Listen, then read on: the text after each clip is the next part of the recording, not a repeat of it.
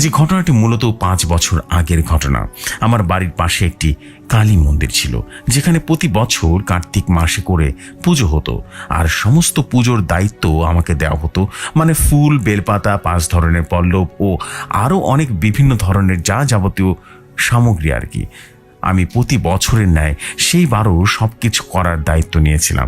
আমাকে আমার বাড়ির পাশের কাকুরা আগেই বলেছিলেন, সুজন, তোকে কিন্তু সব করতে হবে বাবা। আমি প্রথমে না বললেও পরে ঠিক আছে বলে ফেলি। এরপরে যখন আস্তে আস্তে কালী পুজোর দিন এগুতে থাকে, তত উদ্যোগ বাড়তে থাকে। এক সময় যখন পুজোর সময় হলো, তখন আমি তো রাতে ঠিকঠাক মতো ঘুমাতেই পারলাম না। শুধু মাথায় একটাই চিন্তা, সকালে উঠে আগে সব কাজ করতে হবে। এরপরে যখন ভোরবেলা উঠলাম, তখন ঠিক কটা বাজে বলতে পারবো না। তখন আমার কাছে কোনো মোবাইল বা ঘড়ি ছিল না, আর তাই সেটা দেখে উঠতে পারিনি। এরপর আমি যখন ঘর থেকে বাইরে বেরোলাম, তখন দেখলাম চারপাশে একদম অন্ধকার, কুয়াশায় ঘেরা, কোথাও কিচ্ছু দেখা যাচ্ছে না। এমনকি বাড়ির পাশের বাড়িটিও দেখা যাচ্ছে না।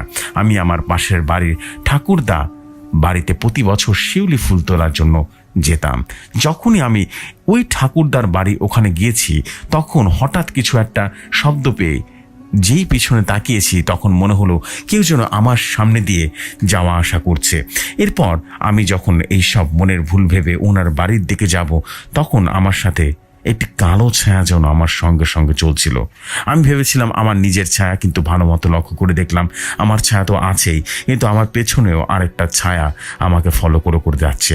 আমি যখন ভয় পেয়ে দৌড়াতে থাকি ওনার বাড়ির দিকে, সেই ছায়াটাও আমার সাথে সাথে দৌড়াতে থাকে, যেটা আমি স্পষ্ট ওনার গোয়াল ঘরের সামনে জল করে টেনে রেখেছিলাম। আমি লক্ষ্য করলাম ছায়াটি আমার সাথেই দৌড়াচ্ছে এবং আমার থেকে সামনে চলে যাচ্ছে।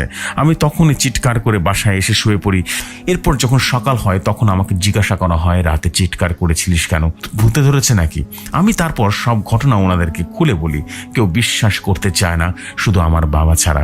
বাবা আমাকে বলেছিল, যেখানে নাকি আগে আম ও তেঁতুল গাছটি ছিল, সেখানেই এখন নাকি গোয়াল ঘরটি অবস্থিত, অর্থাৎ সেখানে ভয়ঙ্কর ঘটনা ঘটাটাই স্বাভাবিক। এই ছিল ঘটনা। ভালো লাগলে পড়ে শোনাবেন। আমার কাছে আরও একটি ঘটনা আছে, আমি শেষ ঘটনা দিয়েই এই ইমেলটি শেষ করছি।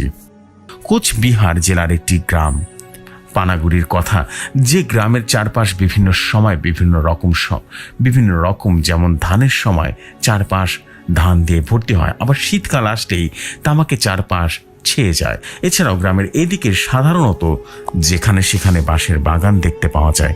এছাড়াও বিভিন্ন ধরনের গাছও আছে। আমি শীতকালের একটা সময়ের কথা বলছি। সেই সময় দিদি আমাদের বাড়িতে এসেছে, কারণ দিদির পেটে বাচ্চা ছিল তাই। আর তখন দিদি খুব ছোট, আর তখন দিদির খুব টিভি দেখার নেশা ছিল। তাই সে অন্য একজন মেসের বাড়িতে গিয়ে টিভি দেখছিল, কারণ আমাদের বাসায় টিভি ছিল না। এরকম করে অনেকটা দিন কেটে গেলে এক শীতের সন্ধ্যায় দিদি মেসোদের বাড়িতে টিভি দেখার জন্য যাচ্ছিল। তখন নাকি দিদি হঠাৎ করে একজন সাদা কাপড় পরিহিত একজনকে দেখতে পান। মেসোদের বাড়িতে যাওয়ার সময় একটা বাঁশ বাগান দেখা যায়। সেখানে সন্ধ্যা নামলেই জায়গাটা কেমন যেন গা ছমছমে হয়ে যায়। এরপর দিদি যখন নাকি সেই লোকটিকে ভালো করে দেখতে যাবে, তখনই নাকি সেই ব্যক্তিটি হরিবল হরিবল বলে হাত তুলে বাঁশ বাগানের দিকে চলে যায়। এরপর তো দিদি রীতিমতো জ্ঞান হারানোর আগে চিৎকার করে উঠে বাঁচাও বাঁচাও বলে। এরপর আমিও মা দৌড়ে যাই, আর সেখানে গিয়ে দেখি দিদি কেমন যেন একটা করছে, আর দেখতেও অন্যরকম লাগছে, মনে হচ্ছে অন্য কেউ সেখানে বসে আছেন। এরপর আমি, মা ও পাড়া প্রতিবেশী কয়েকজন দিদিকে ঘরে নিয়ে বসে থাকি এবং কবিরাজ মশাইকে ডাকা হয়। তিনি এসে কিছু মন্ত্র পড়ে দিদিকে সুস্থ করে তোলেন আর বলে যান, সন্ধ্যাবেলা কোথাও বের হবি না। এই অবস্থায় আজকে তো মরতে বসেছিলি। এরপর অনেক দিন কেটে গেলেও দিদি ঠিকঠাক মতো সুস্থ হয় না। দিদি নাকি প্রত্যেক রাতে একজন বৃদ্ধ ও তার এক মেয়েকে দেখতে পান। তারা নাকি বলে, তুই কেন সেদিন ওই রকম চিৎকার করলি? তোকে তো আমরা নিজেদের দলে নিয়ে যেতে চাইলাম, তুই তাহলে চলে গেলে কেন চলে গেলি? আর নাকি হাসতে থাকে। দিদির চারপাশে প্রতিদিন ঘুরতে থাকে।